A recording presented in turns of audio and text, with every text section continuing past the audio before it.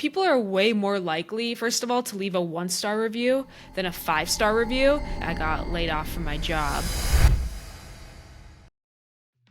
I started documenting my journey on Instagram. I just branded myself as a doodle owner. The audience told me like what problems they have. Have a product that has 0 reviews. You're essentially building trust in yourself and in the brand to get those first few people to actually want to buy. We launched 6 months later and got #1 new release. Hello, and welcome to the DTC Daily Podcast. Every week, we interview some of the best e-commerce founders and dive deep into their key growth drivers, uncovering actionable insights that you can implement in your business. But before we jump into today's conversation, a quick thank you to our friends at Saral. Most brands get influencer marketing wrong. They think paying a creator for a single post will spark a sales spike. That simply doesn't work. Successful brands like Graza, Obvi, and Hexclad are forging genuine partnerships. And that's where Saral comes in. It's your go-to platform for partnering with the right influencers, tracking results, and managing everything in one place. Book a demo at getsaral.com/demo, mention us, and get an extended free trial exclusive for our listeners. Hey, Alina, welcome to the DTC Daily Podcast. How are you doing today? Good. How are you doing? I'm doing good. Before we jump in, could you tell our audience a little bit about your business? What do you do and what got you to starting that business? Definitely. So I'm Alina. I run an e-com dog brand specifically for doodles, which is any dog breed that's mixed with a poodle. And I primarily sell on Amazon and TikTok Shop. And the way that I got started was in 2023, I got laid off from my job. And long story short is I decided at that time that this would be the perfect opportunity for me to actually do something for myself and start a business. And that's how DoodWoof came to be. And how did you decide to build a brand around a very specific breed? Like you could have started a pet care brand or dog care brand, but you decided to start one just around a particular breed.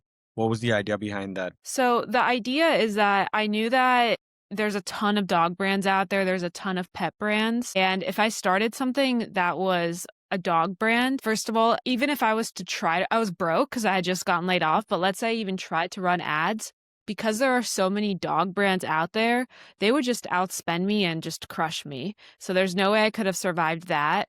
And also, I needed a way to stick out to people. So by niching down to doodles, my ads and my organic content, like I did a lot on organic social media because I didn't have money for ads. But it was, are you a doodle owner? Doodle this, doodle that. And so people seeing it, like if they're a doodle owner, their eyes are automatically getting attracted to that versus are you a dog owner, which they see everywhere because there's so many huge pet brands. And in our previous conversation, you mentioned that you built an audience out before you started the brand. Could you walk me through that entire process? How did that come about? Yeah. So when I got laid off, I didn't have any money, so I knew I had to do something. It was either my only routes were to get known was either paid ads or organic social media. Since I was broke, I couldn't do paid ads, so I had to do something with organic social media, and I had to essentially figure out a way where when I launched my product, I knew that I would have buyers because I didn't have enough time. Like I couldn't cushion it where I launched a product and I don't know if it's successful. So what I did was I started documenting my journey on Instagram, just of building the brand, talking about how I've never built an e-com brand. I've never manufactured anything. I'm not a dog or doodle owner, or I'm not a dog or doodle expert. I just branded myself as a doodle owner, just like you. And I started asking people like, what challenges do they have of having a doodle? And started connecting with people and essentially built a product and a brand specifically to solve their pain points. So they legitimately, the audience told me like what problems they have, what challenges. And I would take that information. I put that into ChatGPT, which at that point was not very good. It was good. It wasn't definitely not how it is now. And so I created a product that solved their specific pain point. So, and I started documenting like, okay, I talked to the manufacturer, like, here are the samples they gave me. Would anyone be willing to try these samples? And so bringing the people along the journey with me so that day one, when we launched 6 months later, we had enough people where we triggered the algorithm on Amazon and got number one new release. And so since then, it's just kind of snowballed, getting reviews, connecting with more people, and just getting bigger and more known. So correct me if I'm wrong. So when you got laid off, you knew you wanted to start a business. You knew it was around the doodle breed, but you didn't know exactly what you were going to launch. And that's something you basically started creating content, started talking to people, and along the way you kind of build it with the people. Yeah, exactly. Yeah. So I didn't know when I started, I actually, the only thing I decided was that I was going to do a brand for doodle owners and doodles, but I had no idea what product I was going to do. And so everything in my brand, like all the other products we launch, it's all driven by what the customer wants. Like it's not like I'm going to launch this product, and the whole brand, it's not a shampoo brand. It's not like a brand it's not a brand like a grooming brand. This is a brand for doodle owners. So, we have a couple other products that are launching next year that they're completely different than the shampoo and the detangler that we launched, because this isn't a grooming brand. This is a brand for doodle owners. So I'm able to launch just literally any products that exact customer wants. Got it. Got it. So now you started out with the audience. You built out this product with them. What were the initial days like when you first launched? Like, what was the response like? Could you share some numbers? Like, what was the first week or first month like? Yeah. So when we first launched, the first thing that was surprising to me is because I built that audience and I launched to them. So we had like a little email list built up, some on Instagram. But what really surprised me is I guess my coupon code wasn't working. And I had a whole launch. Like I didn't just stick the product on Amazon and be like, "Hi everyone, like now go buy it." Like there was a whole launch strategy, getting people excited, kind of breadcrumbing them, being like, "Okay, mark your calendars for this day. There's only this many units available." All true things, but just getting people more hyped up. And so the day that we actually launched, the coupon code wasn't working, and someone told me. I actually didn't know myself, but I started getting emails like, "Hey, just want to let you know, coupon code's not working, but I just wanted to support you and the brand. I still bought it. I just wanted to let you know." And I was like, "Holy shit!" Like that. I have a product that has 0 reviews on Amazon. And so, like, legitimately, nobody would have bought this product. The only reason people bought it is because when you document your journey, you're essentially building trust in yourself and in the brand to get those first few people to actually want to buy. And then since you have that on Amazon, you usually don't have any customer data, but if you can build a brand off of Amazon and collect that data and just send them there to buy, then you go back to those people and you ask them for reviews, because Amazon doesn't give you that data. But if you already have it, then you can ask them, be like, "Hey, like it would mean a lot if you could leave me a review." And that's what starts the snowball. So to answer your question, the first month, I believe it was like a 10K launch. And then by like month 4 and 5, we were doing like 50K per month. Wow. Just because of you just getting got reviews. My next goal after launching was, how am I going to get to 100 reviews?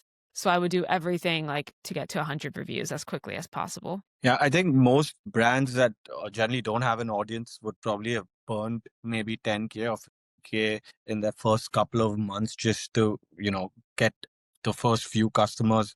But obviously you've already Yeah. got that audience. But I'm assuming at some point that audience would obviously, you would burn out that audience. So how do you take that initial traction you got, and then how did you build forward from there? Yeah. So a couple ways. So always, of course, acquiring new customers, but you do already have customers that you've already acquired. So you definitely want to make sure they're good. First, I think like understanding that you can get a higher ROI per customer also by having them leave a review, especially if they leave a video testimonial. Like it's not a 5-star review could equal like $50 or $100 worth from that customer. So trying to get as much ROI from them that's not even sales related, like direct sales related, definitely you want to do that. And then also launching new products to that customer to increase you already have them, so that way you don't have to acquire a new customer. So continuing to launch products to them increases the value of them as well. And where were you collecting these emails, or how were you, staying in touch? Because obviously on through Amazon, you can't, speak to anyone or talk to anyone. What was your main channel platform where you were, speaking to these people that if someone bought, you'd like reach out and say, hey, could you leave a review for me? Yeah, so email because most of them found me through either I run Facebook ads, a lot of Facebook ads, which is not as common I think for Amazon, but the way that I do it is a Facebook ad to a landing page where I collect their email instead of Facebook ad directly to Amazon. So I like the thought is acquire the customer before they get to Amazon. And then from there, you nurture them through email, you let them know like, what things you're working on, and it just depends on your brand. I mean, just regular nurture emails, just like if they were essentially a Shopify customer. And then can you repeat the question again? So what I was basically asking was, how were you collecting these emails? Because obviously Amazon doesn't give you these emails. And the second Yeah. part of the question was, where were you acquiring these customers for? Was it from social media, or what were you doing to acquire them? Gotcha. Yes, yeah. So Facebook ads to landing page, and then also through Instagram. Before I had a product, I think in my bio, I had it was kind of like Tim Ferriss's 5 Bullet Friday, but it was 5 doodle tips or something per week. So just doing it whatever I can to get the people off of social media onto my email list, because email to sale is a way higher conversion than social media to sale. So kind of the funnel was social media, get them to email, nurture them through email. And then in my emails, I still don't really know who bought because you don't have that customer data, but you can ask people to leave reviews, and people do. Like people are way more likely, first of all, to leave a 1-star review than a 5-star review. So you need to really, if anyone even gives you any inclination that they possibly bought the product, you need to be asking them to leave you a review. That's a interesting strategy that you've kind of employed here, because for most people, I think they would probably, the first steps for them would probably be, okay, let me get my own Shopify website and let me run ads and let me try and get people to, buy my product directly, because to me, it does feel a little risky that, okay, you're spending money on ads, but you don't know if that person's going to buy, because right now all you're doing is collecting an email, but it's obviously paid off pretty well for you. But yeah, if you could kind of talk a little bit more about those early days, right? When, were you only selling on Amazon, or when did Shopify kick in for you? Yeah, so at first only Amazon. Strongly believe that it doesn't matter which platform you choose, like both of them have pros and cons, either Amazon or Shopify, but choose one and become an expert at it. Don't try to do both right away, because you want to drive all your traffic to one place. For me, decided to do Amazon, a couple reasons. The first is higher conversion rate in general, like on average, I think it's like 10% for people conversion rate, plus people have their credit cards on there, so they trust it more. And they do all the fulfillment for you. So there were pros to me of why I went there. And then I drove all my traffic there so that it would boost it up in the organic rankings, and then random people would find me. Because if you go on Shopify, you really have to drive all your traffic there. Not say Shopify is still a good strategy, it's just different, and I would not recommend in the beginning doing both. And then after probably probably more, like 8 months maybe, or a year, I started branching out to TikTok Shop. So still, I would say Amazon's 80% of my revenue, TikTok Shop is 15%, and I don't even drive any traffic to Shopify right now. It's just kind of stragglers that we write blogs, so they might find like a blog and buy from the website, but it's mainly everything gets driven to Amazon. And obviously over the years, you mentioned you've kind of built out that email list. Do you not drive that traffic onto your own website? I don't.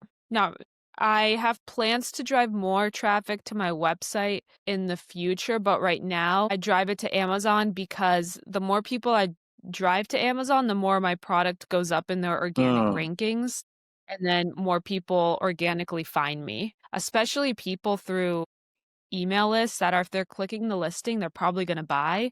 So that increases the conversion rate, which Amazon really loves.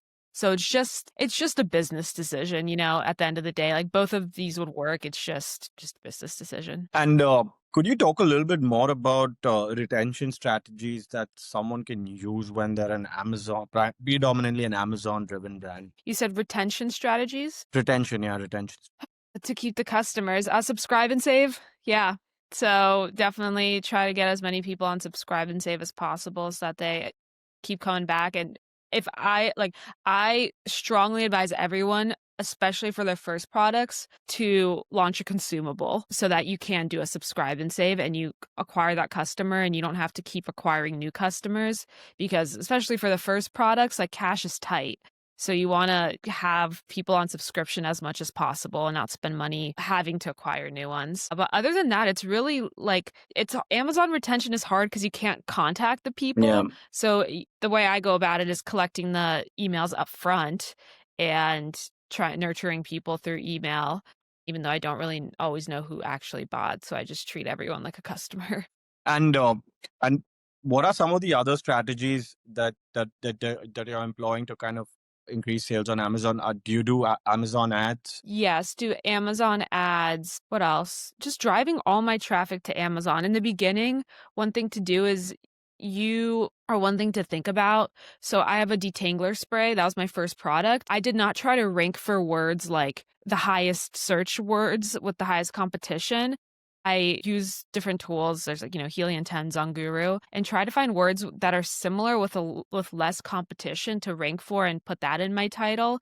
Because what happens is if you get people converting on those smaller keywords that still have good amount of volume, Amazon will automatically rank you higher for the words that are related, are harder to rank for. So I don't spend PPC. I don't spend Amazon ad money on the really expensive high words. I'll do like a step below in the beginning so that I'm more likely to actually get someone that converts off that PPC and then increase the overall conversion and just naturally go up in organic rank for the other words. Got it. And now that you mentioned that, you're also on Shopify and TikTok Shop, and obviously you've been on Amazon for a while. What are the future plans now for DoodWoof, and how do you plan on taking it from where you are to the next milestone that you would have planned? So right now we have 2 products. So definitely we have 2 products in development right now. So excited for that for 2026. So definitely launching new products and then just doubling down on what's working. We have we have hundreds of influencers on TikTok Shop. So we have some strategies for continuing to utilize those with launching new products. And then branching out, I do want to try branching out to Shopify. I think we're ready for that. Focusing some of my ad spend on growing the Shopify and seeing what that does for the business. You mentioned that the TikTok Shop is now about 15% of the business. Could you walk me through some of the strategies that you used to get onto TikTok Shop, and then how did you get that initial traction on TikTok Shop? And what have you been doing since then? Yeah, initial traction. TikTok Shop is great.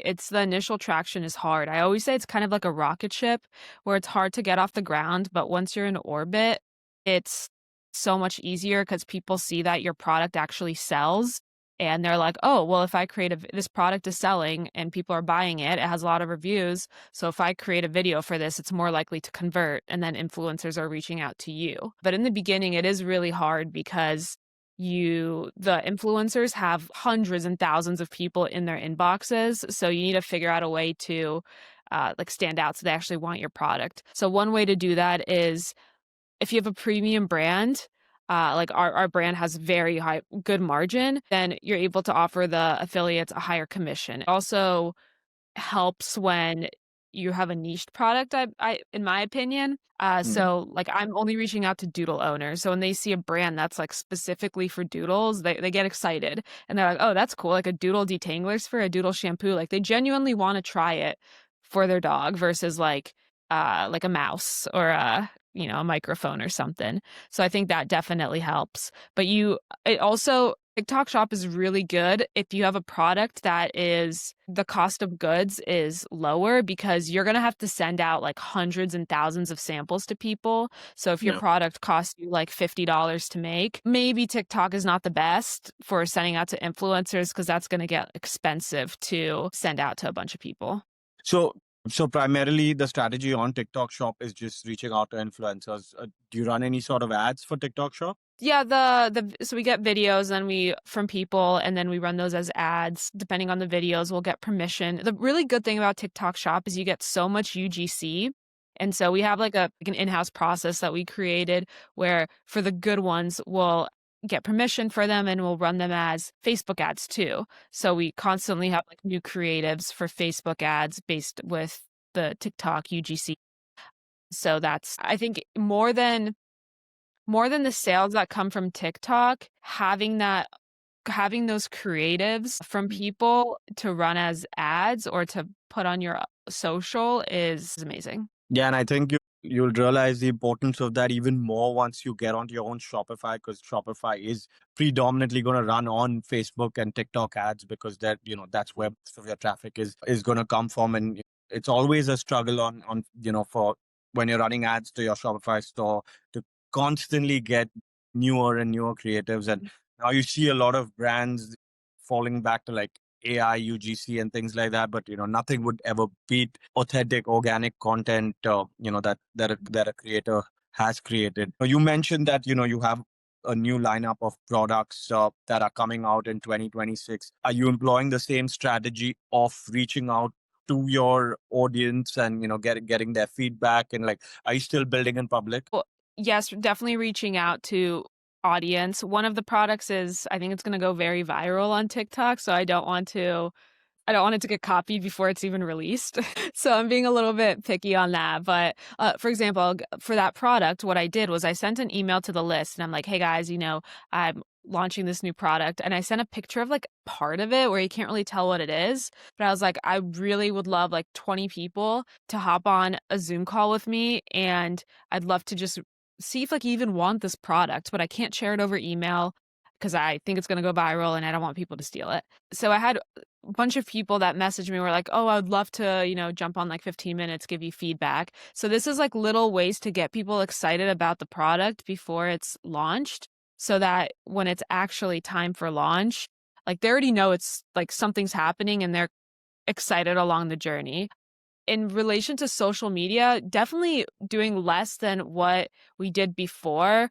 This is not I definitely want to be going back to doing more, but what we've been putting more effort in is influencers. So before we didn't have any influencers, and now we have a lot of other people talking about the brand, which kind of reduces the risk. Like if it's only you talking about the brand, people might not see it because it's only one account versus if you have influencers, like the risk is so much lower that people won't see it. So it's more likely that people will see it. So that's been our focus.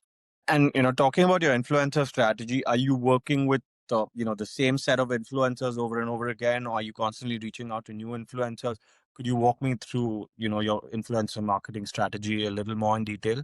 Our influencer strategy is all on TikTok Shop. And so in the beginning, it was a lot of reaching out to people. Now, like once a month, we'll look at who's out there in the doodle world and who's creating content. But a lot of it is people now reaching out to us because they see our products selling and they're like, oh, okay, they'll request, it's like through the back end of TikTok Shop, but they'll request a sample. Then, they'll post a video and then that's like, they're like part of our network now. We kind of nurture them. We ask them like, making sure the product's good, etc. And then those influencers, like I would say 99% of them like the products. And so now when we launch a new product, we already know who to go to. We're like, hey, like, I know you loved this detangler.